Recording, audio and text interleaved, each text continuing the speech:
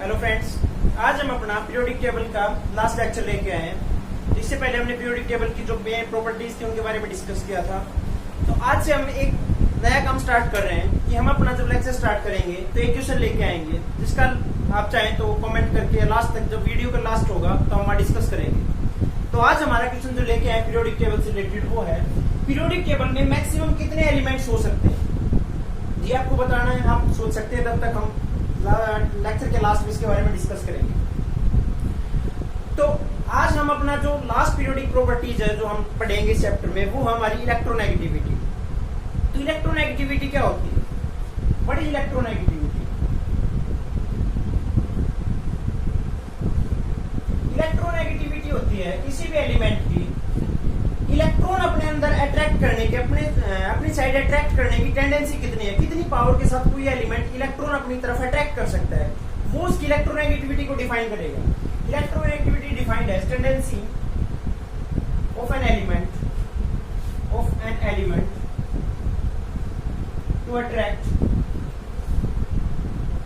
Shared pair of electron.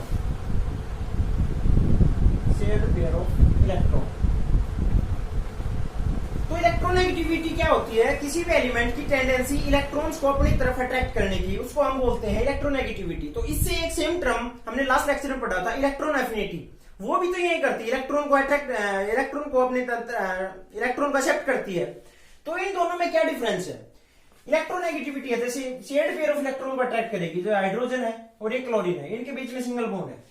ये दोनों hydrogen और क्लोरीन, इनके बीच में कौन से की पावर ज्यादा होगी कि इलेक्ट्रॉन को अपनी तरफ अट्रैक्ट कर ले? तो क्लोरीन की इलेक्ट्रोनेगेटिविटी ज्यादा होती है यहाँ से। तो ये जो बीच के सेंटर के बीच में इलेक्ट्रॉन का पेयर, इलेक्ट्रॉन एग्जिस्ट कर रहे थे, ये इलेक्ट्रॉन को अपनी साइड में अट्रैक्ट कर लेगा और ये इलेक्ट्रॉन इस साइड में आ जाएंगे तो इलेक्ट्रॉन के ऊपर नेगेटिव चार्ज है, तो क्लोरीन की साइड में चले जाएंगे इलेक्ट्रॉन। तो इलेक्ट्रॉन इस साइड में जाने से इसके ऊपर आ जाएगा नेगेटिव चार्ज समथिंग, और इसके ऊपर सम डेल्टा पॉजिटिव चार्ज आ जाएगा।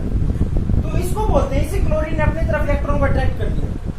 जैसे कोई भी हेलो एल्केन है, CX है, यहाँ कार्बन और हैलोजन के बीच की देखते हैं तो हैलोजन की इलेक्ट्रोनेगेटिविटी, हैलोजन पूरे ग्रुप की इलेक्ट्रोनेगेटिविटी कार्बन से ज्यादा होती है।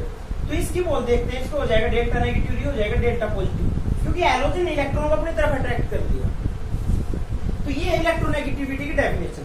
तो इलेक्ट्रोनेगेटिविटी और इलेक्ट्रॉन एफिनिटी में क्या डिफरेंस है? दोनों ही इलेक्ट्रॉन को एक्सेप्ट करती हैं, इलेक्ट्रॉन को अपनी साइड अट्रैक्ट करती है। तो इन दोनों में डिफरेंस क्या है? डिफरेंस देखते हैं, ये इलेक्ट्रॉन एफिनिटी और इलेक्ट्रोनेगेटिविटी के बीच में। जो इलेक्ट्रॉन एफिनिटी में कोई भी एलिमेंट होता है वो इलेक्ट्रॉन को एक्सेप्ट करता है, और दूसरा जो इलेक्ट्रोनेगेटिविटी होती है इलेक्ट्रॉन को अट्रैक्ट करती है। ये कंप्लीट एक्सेप्ट करेगी, एक इलेक्ट्रॉन आया उसको ले लेगी, लेकिन ये कंप्लीट अट्रैक्ट नहीं करती है। देखा भी हमने, जैसे HCl का केस देखा, यहाँ पे ऊपर क्लोरीन के ऊपर कंप्लीट ये यूनिट नेगेटिव चार्ज नहीं आ रहा है, इसके ऊपर सम डेल्टा नेगेटिव है, सम डेल्टा पॉजिटिव है, तो यानी ये थोड़ा सा हल्का सा अपनी साइड में अट्रैक्ट कर रही है। तो ये अट्रैक्ट करती है, ये एक्सेप्ट करती है। दूसरा, ये एक कंप्लीट ट्रांसफर है, यहाँ से कंप्लीट ट्रांसफर होता है इलेक्ट्रॉन का, कंप्लीट ट्रांसफर और कंप्लीट ट्रांसफर होता है। तो लेकिन यहाँ पे क्या होता है, ये कोवेलेंट बॉन्ड की प्रॉपर्टी है, कोवेलेंट बॉन्ड प्रॉपर्टी है। कोवेलेंट बॉन्ड है, उसी में तो किसी की इलेक्ट्रोनेगेटिविटी ज्यादा होगी, वो इलेक्ट्रॉन को अपनी तरफ अट्रैक्ट करेगा। तीसरा, ये एक एब्सोल्यूट प्रॉपर्टी है, एब्सोल्यूट प्रॉपर्टी। एब्सोल्यूट प्रॉपर्टी क्या होती है? कोई भी वैल्यू हम उसको स्पेसिफिकली डिफाइन कर सकते हैं, उसकी एक एलिमेंट की वैल्यू निकाल सकते हैं। जैसे इलेक्ट्रॉन एफिनिटी निकाल दी है, जैसे क्लोरीन है, क्लोरीन को हमने एक इलेक्ट्रॉन दिया और क्लोराइड आयन बना दिया। तो यहाँ से हमें इस टाइम पे कितनी इलेक्ट्रॉन एफिनिटी है, ये कितनी एनर्जी रिलीज करेगा, इसको हम एक्सप्लेन कर सकते हैं। लेकिन इस क्लोरीन की कितनी इलेक्ट्रोनेगेटिविटी हम इसके लिए अकेले के नहीं निकाल सकते हैं। इसके लिए हम इसकी रिलेटिव प्रॉपर्टी को पढ़ते हैं। रिलेटिव प्रॉपर्टी क्या होती है? रिलेटिव होती है, हम किसी एक चीज को बेस मान लेंगे, उस चीज को बेस मान के उससे दूसरी को कंपेयर करेंगे, मतलब दो चीजों का आपस में कंपेयर है। कंपेरिजन से जो प्रॉपर्टी होती है वो इलेक्ट्रोनेगेटिविटी डिफाइन होती है। स्पेसिफिक कोई प्रॉपर्टी हम नहीं बता सकते हैं। एक चीज को एक्सप्लेन करेंगे, जैसे पूरी पीरियोडिक टेबल में फ्लोरीन की हमने एक फिक्स मान ली, जैसे इसकी 4 होती है, इसकी रिलेटिव फिर इसकी कितनी होगी, फिर उसकी कितनी होगी, तो डिफरेंट एलिमेंट की हम आपस में कंपेयर करेंगे। तो ये एब्सोल्यूट वैल्यू देगा इलेक्ट्रॉन एफिनिटी, और इलेक्ट्रोनेगेटिविटी होती है वो एक रिलेटिव प्रॉपर्टी है। तो यहाँ से इनकी हमने मेन प्रॉपर्टीज को डिस्कस किया। अब हम इसके ग्रुप में किस प्रकार वेरी करती है, कौन कौन सी फैक्टर्स को अफेक्ट करते हैं वो देखते हैं इलेक्ट्रोनेगेटिविटी। तो फैक्टर अफेक्टिंग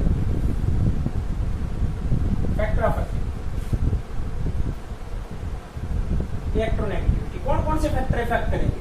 तो जो हम अब तक डिस्कस करते आ रहे थे, पहला था इसका साइज ऑफ एटम। तो साइज ऑफ एटम इसे हम देख सकते हैं, जो ही जितनी साइज इलेक्ट्रॉन की कोई भी एटम है, उस एटम की साइज जितनी बड़ी होती जाएगी, तो साइज बड़ी होगी तो उसकी अट्रैक्ट करने की इलेक्ट्रॉन अपनी टेंडेंसी कम हो रही है। इलेक्ट्रॉन एफिनिटी में भी हम पढ़ के आए थे, चाइनाइज एनर्जी में पढ़ के आए थे सेम ट्रेंड। तो जितनी साइज बढ़ेगी उसकी इलेक्ट्रोनेगेटिविटी उतनी ही कम होगी, means inversely proportional. Okay, last में किया था, इसके बारे में ज्यादा टाइम वेस्ट नहीं करते। दूसरा है न्यूक्लियर चार्ज। न्यूक्लियर चार्ज का मतलब है न्यूक्लियस के ऊपर कौन सा चार्ज होता है, पॉजिटिव। और पॉजिटिव है तो इलेक्ट्रॉन को अट्रैक्ट पॉजिटिव चार्ज करेगा, और जितना पॉजिटिव चार्ज बढ़ेगा किसी भी एटम के ऊपर तो उतनी उसकी कैपेसिटी क्या हो जाएगी, बढ़ती चली जाएगी अट्रैक्ट करने की इलेक्ट्रॉन को। तो न्यूक्लियर चार्ज जितना बढ़ेगा उतनी ही उसकी इलेक्ट्रोनेगेटिविटी बढ़ेगी, means directly proportional. Last lecture में कर लिया था, अगर आप चाहें तो पीछे जाके एक बार देख सकते हैं उनमें से। थर्ड है साइज हो गया और न्यूक्लियर चार्ज हो गया। इसके बाद देखते हैं कैटायन और एनायन का फैक्टर किस प्रकार इनके ऊपर, कैटायन और एनायन का। कैटायन की इलेक्ट्रोनेगेटिविटी और एनायन की। तो कैटायन क्या होता है, कैटायन होता है पॉजिटिव चार्ज, जैसे H+ है और एक H- है। इनमें देखिए इलेक्ट्रोनेगेटिविटी किसकी ज्यादा है, तो इलेक्ट्रॉन को एक्सेप्ट कौन कर पाएगा, इलेक्ट्रॉन को एक्सेप्ट वही कर पाएगा जिसके पास खुद का स्पेस होगा, उसके पास जगह होगी। अगर किसी के पास जगह नहीं है एक्सेप्ट करने के लिए तो वो कहां एक्सेप्ट करेगा, उसको क्यों अट्रैक्ट करेगा। यहाँ पे पहले से इसके पास एक नेगेटिव चार्ज है, इसके पास नेगेटिव चार्ज इलेक्ट्रॉन को अट्रैक्ट नहीं कर पाएगा, रिपेल ही करेगा। लेकिन यहाँ पे इलेक्ट्रॉन की डेफिशिएंसी है, ये इलेक्ट्रॉन को चाहेगा इसकी तरफ आए, इसकी कमी डेफिशिएंसी कम हो जाए तो इसकी इलेक्ट्रोनेगेटिविटी ज्यादा होगी और इसकी इलेक्ट्रोनेगेटिविटी होगी कम। तो कैटायन की इलेक्ट्रोनेगेटिविटी एनायन की इलेक्ट्रोनेगेटिविटी से ज्यादा होगी, क्योंकि एनायन में क्या होगा, वहां पे इलेक्ट्रॉन को अट्रैक्ट करने के बाद रिपल्सन स्टार्ट हो जाएगा, रिपल्सन से अनस्टेबल हो जाएगा। लेकिन कैटायन में क्या होगा, कैटायन में इलेक्ट्रॉन की डेफिशिएंसी है, वो इलेक्ट्रॉन को अपने अंदर एक्सेप्ट करना चाहेगा। तो ये इसकी कैटायन और एनायन की साइज है। फोर्थ देखते हैं हाइब्रिडाइजेशन। हाइब्रिडाइजेशन आपने पढ़ लिया होगा या नहीं पढ़ा होगा तो हमने अपने नेक्स्ट लेक्चर से हाइब्रिडाइजेशन करेंगे केमिकल बॉन्डिंग में। हाइब्रिडाइजेशन देखेंगे तो हाइब्रिडाइजेशन डिफरेंट टाइप की होती है, जैसे sp, sp2, sp3, ये मेन है। इसके बाद और होती हैं वो हम डिस्कस नहीं कर रहे एक बार। तो हाइब्रिडाइजेशन इलेक्ट्रोनेगेटिविटी को किस प्रकार इफेक्ट कर रही है, तो इलेक्ट्रोनेगेटिविटी को इसको एक्सप्लेन करने के लिए हम एक चीज पढ़ सकते हैं, बोल सकते हैं percentage of s character is directly proportional to electronegativity. किसी भी एलिमेंट की, किसी भी कंपाउंड की, किसी मॉलिक्यूल की इलेक्ट्रोनेगेटिविटी तब ज्यादा होगी जिसमें ज्यादा s कैरेक्टर होगा, जिसके हाइब्रिडाइजेशन में। यहाँ पे sp का हाइब्रिडाइजेशन है तो इसमें दो ही ऑर्बिटल फॉर्म हो रहे हैं, एक s का और एक p का। तो यहाँ पे दो ऑर्बिटल फॉर्म हो रहे हैं, इसमें 50% s कैरेक्टर है। यहाँ पे तीन ऑर्बिटल है, दो p के और एक s का, इसमें 33% s कैरेक्टर है। और इसमें चार ऑर्बिटल है, एक s का और तीन p के, तो इसमें अप्रोक्सीमेटली 25% s कैरेक्टर है। तो इसमें मैक्सिमम s कैरेक्टर है, तो जिसकी sp हाइब्रिडाइजेशन होगी उसकी इलेक्ट्रोनेगेटिविटी भी मैक्सिमम होगी। एक एग्जांपल से देखते हैं।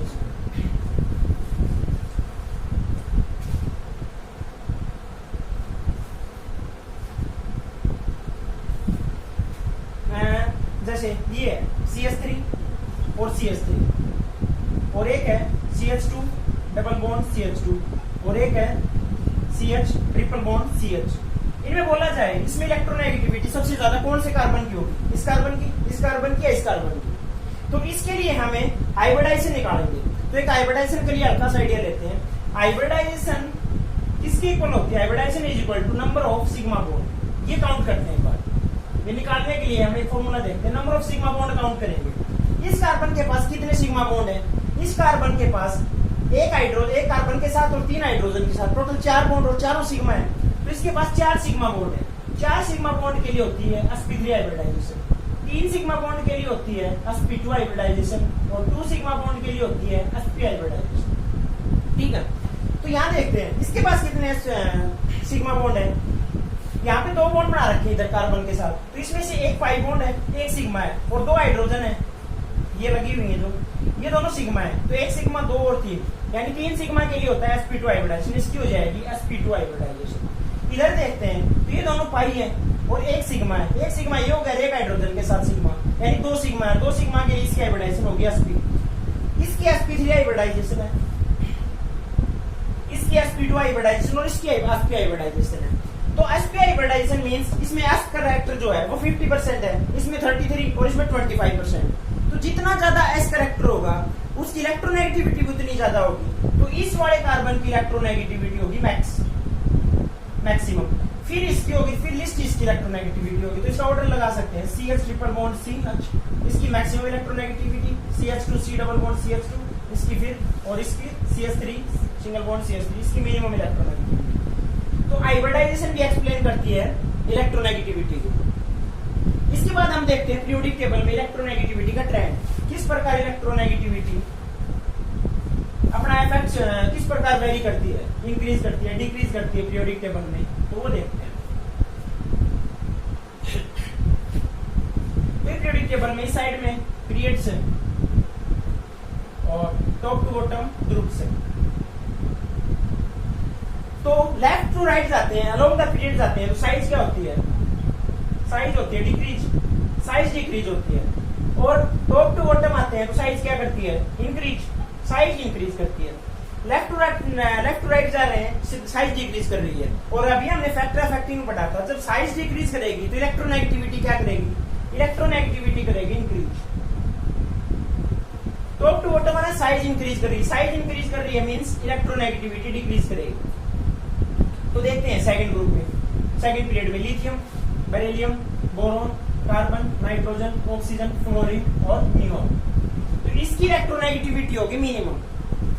फिर इसकी रेगुलर ट्रेंड है, यहां तक ये इलेक्ट्रॉन को एक्सेप्ट करेगा ही नहीं, नियोन है इसका कंप्लीट, इसके पास जो ऑर्बिटल्स है वो कंप्लीटली फिल्ड है, तो ये इलेक्ट्रॉन को अट्रैक्ट करने की कोई टेंडेंसी नहीं होती, तो इसकी इलेक्ट्रोनेगेटिविटी 0 बोल सकते हैं। इसको इलेक्ट्रोनेगेटिविटी को कोई इफेक्ट नहीं आएगा, इलेक्ट्रॉन को अट्रैक्ट ही नहीं करता है।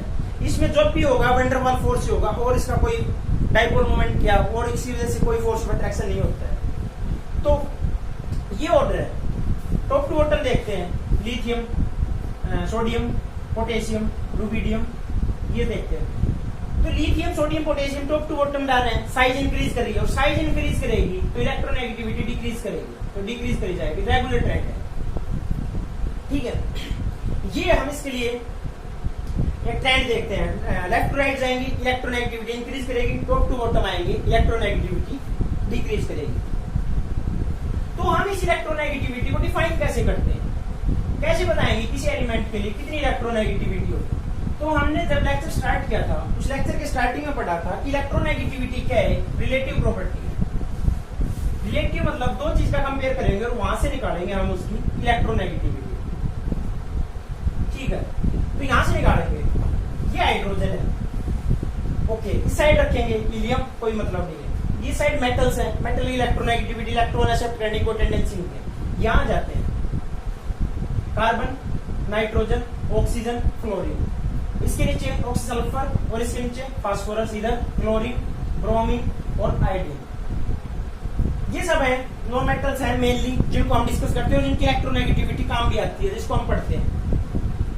तो इनकी इलेक्ट्रोनेगेटिविटी को हम याद कैसे करेंगे, इनकी इलेक्ट्रोनेगेटिविटी में हम कैसे निकालेंगे किसी भी एलिमेंट के लिए, तो इसके लिए रिलेटिव प्रॉपर्टी है। तो हम यहां से माना गया है फ्लोरीन की इलेक्ट्रोनेगेटिविटी मान लिया 4 कंप्लीट, तो इससे हम बाकी चीज को कंपेयर करेंगे और वहां से इलेक्ट्रोनेगेटिविटी निकालेंगे। तो इधर आएंगे, इस साइड में आते जाएंगे, तो इलेक्ट्रोनेगेटिविटी को हम 0.5 से डिक्रीज करते जाएंगे, डिक्रीज करेंगे 3.5, 3 और 2.5, याद हो जाएगा आसानी से। इधर 4 है और डिक्रीज करते चलेंगे 4, 3.5, 3, 2.5, नीचे आएंगे 3, 2.8 एंड 2.5, ये याद करना है, इधर याद कर लेंगे हम इसको हम 2.5 और ये हो जाएगी 2.1, तो ये सारी, और इसकी होती है 2.1 हाइड्रोजन की। इन सब की इलेक्ट्रोनेगेटिविटी हम ऑर्डर याद कर सकते हैं, 4, 3.5, 3, 2.5, इधर आएंगे 4, 3, 2.8, 2.5, नीचे आएंगे 3.5, 2.5, 3, 2.1। तो इनके लिए हम एक ऑर्डर अरेंज करते हैं किस प्रकार होगी। तो इसके लिए एक ट्रिक याद करते हैं, फोन कलीबर एस ICS ISCPH, ठीक है। इसके लिए एक ट्रेंड याद कर सकते हैं, फोन कलीबर ICSPH। तो फोन से P से F से फ्लोरीन, N से नाइट्रोजन, फोन O और N से नाइट्रोजन। पहली chlorine, bromine, I iodine, sulphur, carbon, phosphorus और हाइड्रोजन। याद हो जाएगा।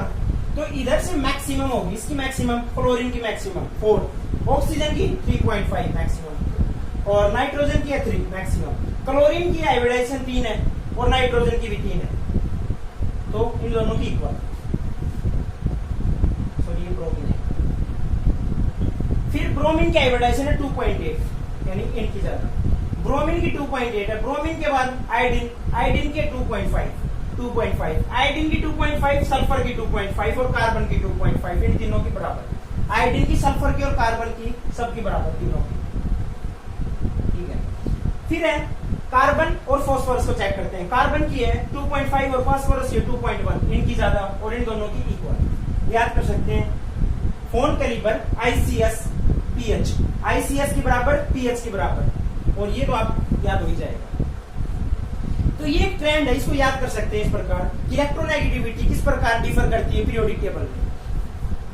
इसके बाद डिफरेंट साइंटिस्ट आए, उन्होंने अपना एक स्केल्स दिया, तो डिफरेंट स्केल्स आए। उस स्केल्स में पीरियोडिक इलेक्ट्रोनेगेटिविटी निकालने के लिए, किसी भी डिफरेंट एलिमेंट है उनके लिए इलेक्ट्रोनेगेटिविटी निकालने के लिए डिफरेंट स्केल्स आते गए। तो पहला स्केल आया था, वो आया था पोलिंग स्केल।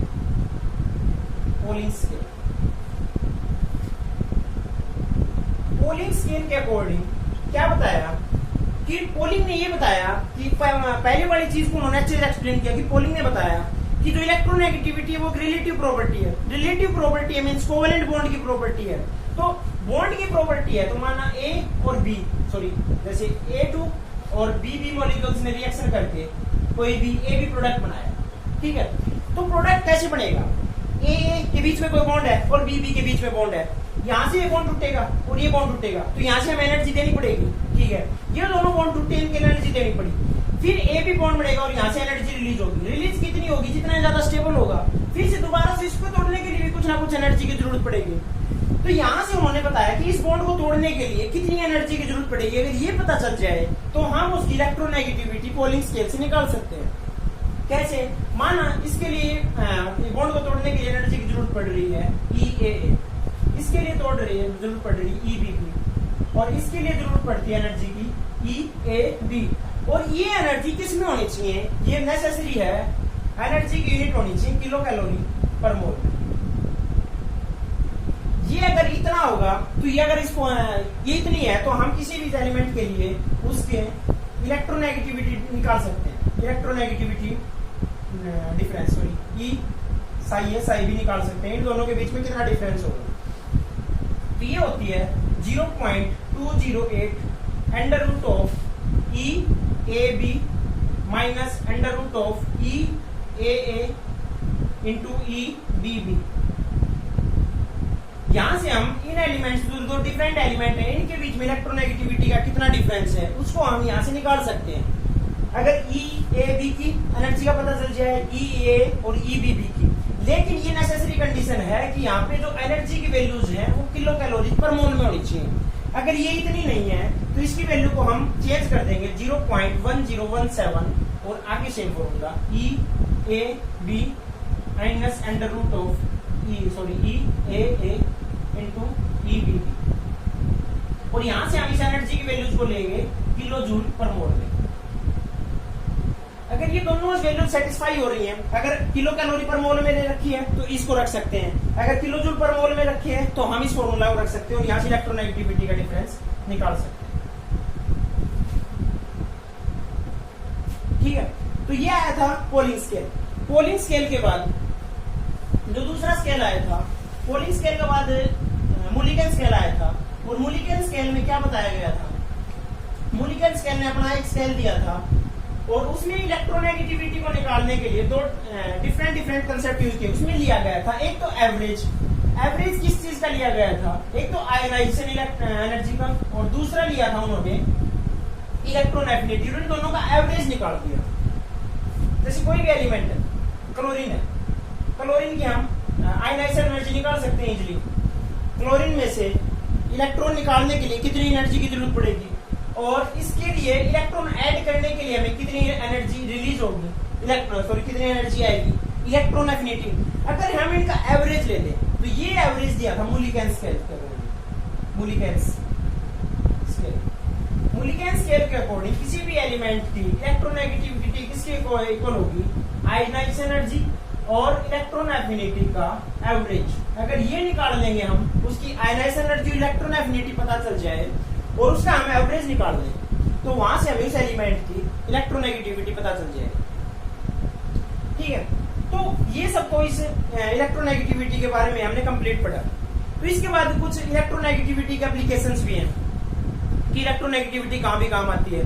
तो हम एप्लीकेशन को थोड़ा सा यहाँ पे हल्का आइडिया ले भी लेते हैं, और नहीं तो बाद में मेनली पता भी चल जाएगा। केमिकल बॉन्डिंग पढ़ेंगे हम। केमिकल बॉन्डिंग में एक कंसेप्ट पढ़ेंगे फजान्स रूल। फजान्स रूल के अकॉर्डिंग कोवेलेंट बॉन्ड होता है, ये कोवेलेंट बॉन्ड है, जैसे कार्बन और एलोजन के बीच में एक कोवेलेंट बॉन्ड है, ये कोवेलेंट बॉन्ड है। लेकिन क्या करेगा, अब एलोजन की इलेक्ट्रोनेगेटिविटी ज्यादा है, इलेक्ट्रोनेगेटिविटी ज्यादा है तो इलेक्ट्रॉन को अपनी तरफ अट्रैक्ट कर लेगा, और अट्रैक्ट कर लेगा तो इसके ऊपर आ जाएगा नेगेटिव चार्ज, और इसके ऊपर आ जाएगा पॉजिटिव चार्ज। तो ये नेगेटिव चार्ज आने की वजह से इलेक्ट्रॉन इसके ऊपर कुछ ना कुछ आयनिक करैक्टर आ गया, आयनिक करैक्टर। ये आयनिक करैक्टर कितना है, कंप्लीट तो कोवेलेंट नहीं रहा। कोवेलेंट क्या होता है, जैसे कार्बन था, कार्बन के पास 4 इलेक्ट्रॉन आउटर मोस्ट में और 4 हाइड्रोजन है। इसने एक इलेक्ट्रॉन अपना दिया, एक इसने दिया, एक हाइड्रोजन यहाँ दिया, एक हाइड्रोजन यहाँ दिया, मींस कंप्लीट शेयरिंग थी यहाँ पे। 2 इलेक्ट्रॉन इसने दिया और इसका भी हो गया कंप्लीट ऑक्टेट। तो यहाँ से हो रही थी कंप्लीट शेयरिंग। जब तक हम इलेक्ट्रोनेगेटिविटी कंसेप्ट को नहीं लगा रहे थे, इलेक्ट्रॉन्स के बीचों बीच एडजस्ट कर रहे थे, लेकिन जब इलेक्ट्रोनेगेटिविटी कंसेप्ट को अप्लाई करेंगे तो यहाँ के हाइड्रोजन ग्रुप क्या करेगा, इलेक्ट्रॉन को अपनी तरफ अट्रैक्ट करेगा, अपनी तरफ अट्रैक्ट करेगा तो इसमें कुछ ना कुछ आयनिक करैक्टर आ जाएगा। वो आयनिक करैक्टर कितना होता है, तो उसमें हम निकालने के लिए परसेंटेज आयनिक करैक्टर निकालते हैं। परसेंटेज आयनिक करैक्टर,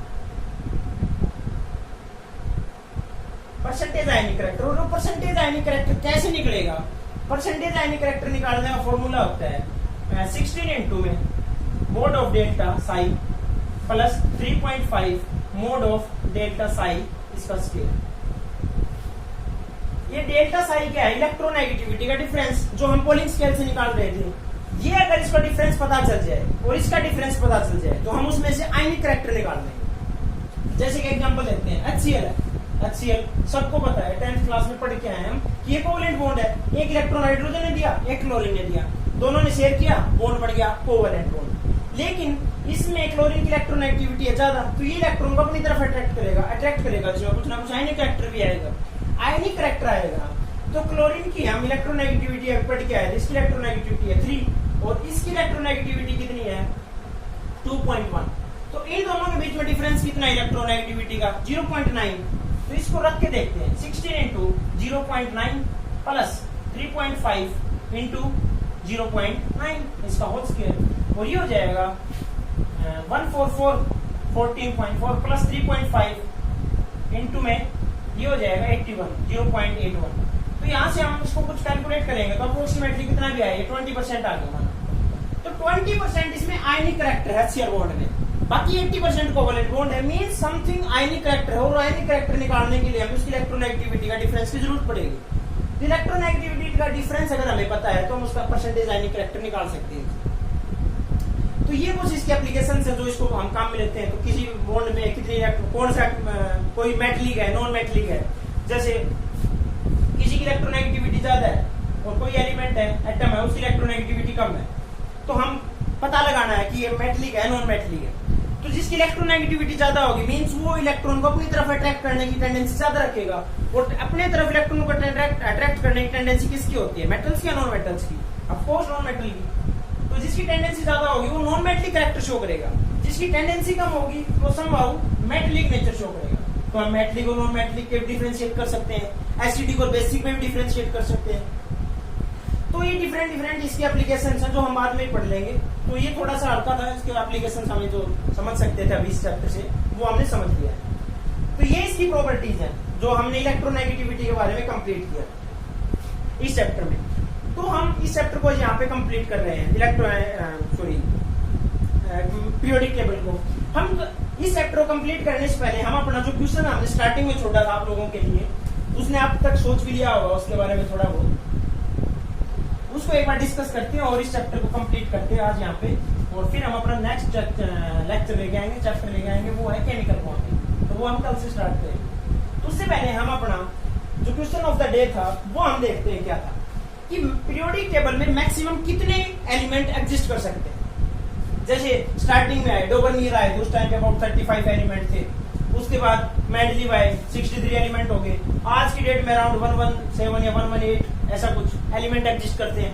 तो ये एलिमेंट्स इंक्रीज करते जा रहे हैं। ये एलिमेंट कहां तक पहुंच सकते हैं? पीरियोडिक टेबल में कितने एलिमेंट हो सकते हैं मैक्सिमम? सोचा कभी? आज देखते हैं इसके बारे में। तो हमने एक सेकंड चैप्टर जो एटॉमिक स्ट्रक्चर किया था उसमें हमने एक मॉडल पढ़ा था, बोर्स मॉडल। तो बोर्स मॉडल में इलेक्ट्रॉन की वेलोसिटी को निकाला गया था। इलेक्ट्रॉन की वेलोसिटी को निकाला था तो इलेक्ट्रॉन की वेलोसिटी निकाली थी, वहां पे वेलोसिटी का क्या फॉर्मूला आया था? 2.18 into 10⁶ मीटर पर सेकेंड। ये पढ़ा था हमने हाइड्रोजन और हाइड्रोजन लाइक एटम के लिए, मीन्स जहां पे एक इलेक्ट्रॉन हो सिर्फ। ओके, हाइड्रोजन में एक इलेक्ट्रॉन होता है, हाइड्रोजन लाइक एटम के पास भी एक इलेक्ट्रॉन होगा। तो ये वेलोसिटी है। और इस वेलोसिटी के बाद एक और साइंटिस्ट थे आइंस्टाइन, उन्होंने बताया था कोई भी एलिमेंट है, कोई भी पार्टिकल है नेचर में, उसकी वेलोसिटी स्पीड ऑफ लाइट से ज्यादा कभी नहीं हो सकती। मीन्स 3 × 10⁸ मीटर पर सेकेंड, इससे ज्यादा वेलोसिटी कभी भी नहीं हो सकती। कभी क्यों नहीं हो सकती? क्यों? इसका रीजन था वेलोसिटी क्यों नहीं हो सकती, क्योंकि जब आइंस्टाइन ने इस चीज को एक्सप्लेन किया तो आइंस्टाइन उस टाइम पे मास की बात ना करके रिलेटिव मास की बात की। रिलेटिव मास, और वो रिलेटिव मास कैसे निकाला था? रिलेटिव मास के लिए उन्होंने एक टर्म निकाली थी जो इसको कंपेरेबल थी 1 - v²/c²। ठीक है, अगर ये वाली वेलोसिटी हमेशा उन्होंने बोला था आइंस्टाइन ने, ये वेलोसिटी या तो c के इक्वल होगी या c से हमेशा कम होगी, मीन स्पीड ऑफ लाइट से। एक सेकंड के लिए हम मान भी लें इसको, ये स्पीड ऑफ लाइट से ज्यादा होगी, मीन्स मान लिया ये 3 × 10⁸ है और ये हो जाए 6 × 10⁸। तो क्या पॉसिबल है? काट के देखते हैं। अंडर रूट के अंदर 1 - 2। एक्चुअल में ऐसी कोई चीज नहीं है, कॉम्प्लेक्स नंबर है। हमने वेव फंक्शन के बारे में पढ़ा था उस टाइम पे, ये ऐसा कोई कॉम्प्लेक्स नंबर एग्जिस्ट नहीं करता है। ये जब एग्जिस्ट नहीं करेगा तो हम उसकी स्पीड ऑफ लाइट को एक्सप्लेन नहीं कर पाएंगे। मींस कोई भी पार्टिकल है उसकी स्पीड ऑफ लाइट से कभी भी ज्यादा नहीं होगी। तो यहां से बोर्स ने अपनी वेलोसिटी का फॉर्मूला दिया, ये दिया, सॉरी यहाँ पे उन्होंने दिया था Z/n।